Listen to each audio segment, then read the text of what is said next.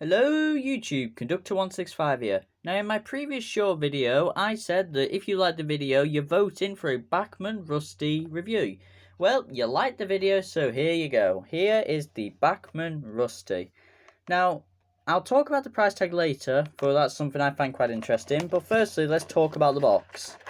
If you want to see the actual running of Rusty, just skip to the end of the video, but please stay if you're fascinated with everything else. So first off, electrically operated product for use on N scale track 14 plus.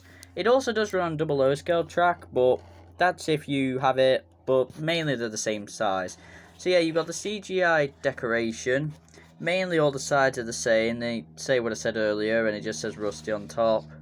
On side, I guess. Now the back's interesting because it shows the range of products you can get. Turn that off. So firstly, there's Rusty, which is what we have here. There's Rheneas, Skarloey, Slate Wagons, Open Wagons, and Box Wagons. However, in my local stores, it's very hard to find anything other than Rusty and the Slate trucks. Everything else is either pre-ordered or out of stock. So I'm very lucky to get my hands on this one. On the bottom, you've got some licensing information and barcode. Yeah, it's a decent box based on CGI. Now, again, before we get to Rusty, there's one thing I want to show that not many other YouTubers do. And that is Rusty's exploded diagram. Now, the exploded diagram just shows all the parts necessary for Rusty. Here's the top.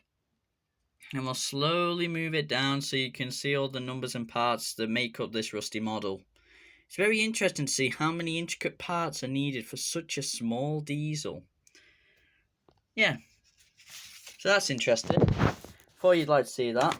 But now onto the model itself. It's encased in this plastic extension here for the box to fill it. There's just area. I think it's for the paperwork. But let's get into it. Remove his plastic seal, and here we are. The Bachmann Rusty. Now, as you can see, it is very, very small. Actually, just give me a sec.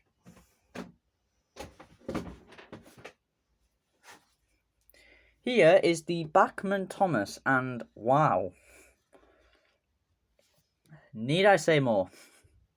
He is very small than other engines. It makes sense because he's a narrow gauge engine. But if we talk about his details, Bachmann nailed him. He's got grills on his engine as well as exhaust. He's got a fuel section. His Rusty and number 5 are amazing. He's even got rivets around his cab and a backlight. It doesn't work, it's just painted red, but it's nice for it to be there. Yellow lining around the windows. I will say that the entire cab is actually blacked out.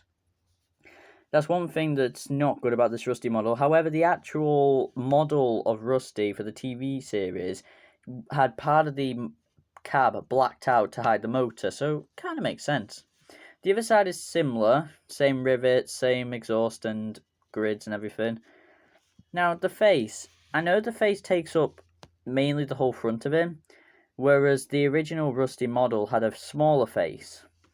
But this is based similar to the CGI and later TVS series of Rusty, so I can't complain. He's got very nice buffers too, they come out quite far, and he's got this engaged coupling system where this flicks up and goes onto the hook underneath it.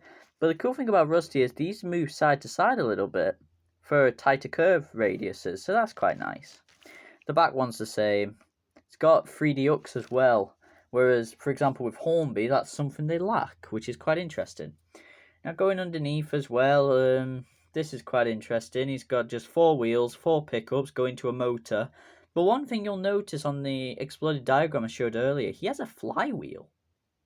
The flywheel allows that when the engine cuts off the power, that it comes to a gentle stop, which is quite interesting for Rusty, considering he's a small, narrow gauge diesel. So yeah, you got the underside there. Apart from that, there's nothing else interesting. So yeah, as I said on the box, you can see it back here. I'll bring it forward. It's that much expensive. Now, I was a bit confused by that, because he's such a small model when Thomas here is £60. And I was thinking, why is it so expensive? When I bought this model, I didn't know this, but all the other models, like Thomas here, they're plastic.